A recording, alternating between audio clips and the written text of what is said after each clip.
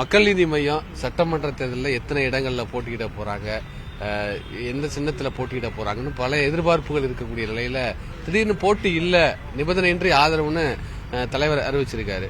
இதை எப்படி பாக்குறீங்க? இந்த முடிவு எப்படி பாக்குறீங்க? வழக்கமா இந்த கூட்டணியில் நம்ம இப்போ பாராளுமன்ற தேர்தலில் 2024 இருந்து இருக்கிறோம். அந்த வேலை இந்த கூட்டணியில நமக்கான பங்களிப்பு இருக்கும். அதே நமக்கு என்ன பங்கு, நம்ம தேவை என்னங்கிறது நம்ம சொல்றதுக்காக 2-3 தடவை சந்திச்சு சொல்லி இருக்கிறோம். அவங்க என்ன செய்ய முடியும்னு சொன்னாங்க. இது எல்லாத்துக்கும் இடையில எனது ஏற்கனவே அந்த போன குழுவினரே உங்கள்கிட்ட பேசியிருக்காங்க. சின்னம் தான் பிரச்சனைகள் இருக்குது. இப்பவும் அதுதான் எங்களுக்கு எங்களுடைய சின்னத்தில் அந்த சட்டசபைக்கு போகணும், மக்கள் நீதி மையத்தின் உறுப்பினராக போகணும். நாளைக்கு அந்த சட்டசபை பேசுற விஷயங்கள் எதா இருந்தாலும் எங்கள் கொள்கை சார்ந்ததை தான் பேசணும். இந்த அப்படிங்கிற நாம இன்னொரு கட்சியுடைய சின்னத்தில் போயிட்டோம்னா அந்த கொரோனாவுக்கு கட்டுப்படும் பொழுது நாம நம்முடைய குரலா இருக்க முடியாதுங்க. அப்படிப்பட்ட எம்எல்ஏவா போறதுல பிரயோஜனம் இல்லை. ஏன்னா எங்களுக்கு யாரையாவது எம்எல்ஏ அனுப்பணும் ஆசை இல்லை, எங்களுக்கு கட்சி போகணும் தான் ஆசை. என்னையோ இன்னொருத்தரையோ எம்எல்ஏ ஆகிறது முக்கிய நோக்கம் இல்லை, அதுக்காக வரல இந்த கட்சி.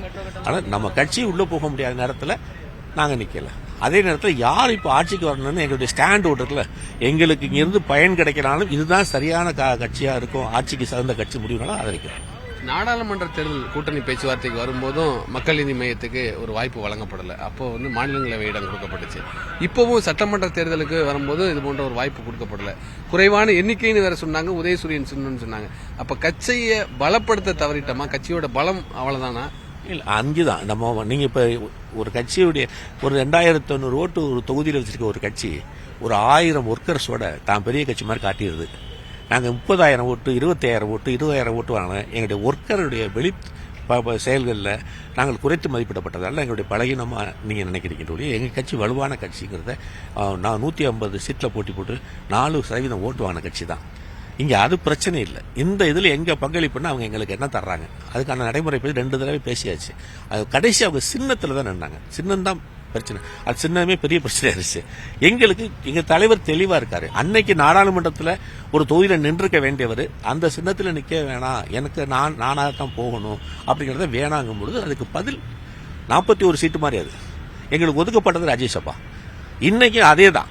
அதே மாதிரி எங்களுடைய 2 பேரோ 3 பேரோ அவங்க கொடுக்குற சீட்ல உதயசூரியன் சின்னத்தில் போகும் போறதை விட எங்களுக்கு எந்த பிரயோஜனமும் இல்லை.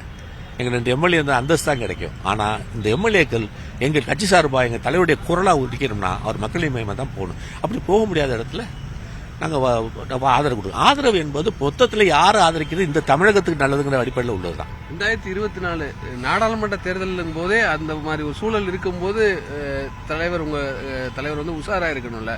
திரும்ப 26 சட்டமன்ற தேர்தலையும் அதே மாதிரி ஒரு சூழல் வந்தா அதை எப்படி கையாளணுங்கிற மாதிரி தேர்தல் போட்டி இல்லைங்கிறது சரியான சொல்ல போனா ரொம்ப உஷாரா இருக்கும். எங்க சின்ன தவிர எதுலயும் நிக்கிறது இல்லைங்கிறது அது உஷாரா இருக்கனாலதான் நிக்கல.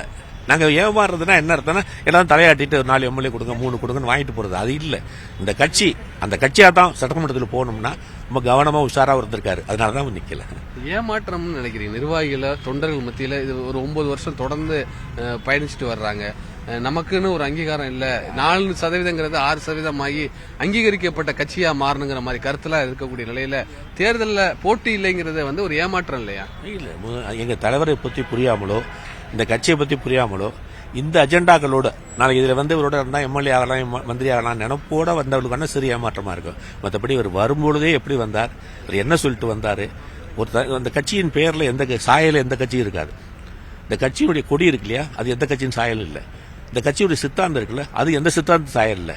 முற்றிலும் புதிய அரசியல் பார்வையோடு வரும்பொழுது அதுக்கான தாமதங்களும் பிரச்சனையும் இருக்கத்தான் செய்யும். ஆனால் இவர் போராடித்தான் வருவார்னு எங்களுக்கு தெரியும். அவர் போராட்டத்தில் அவர் கூட இருக்க வந்தவங்க நாங்க சொன்ன இந்த சின்ன சின்ன விஷயங்களை பாதிக்காது.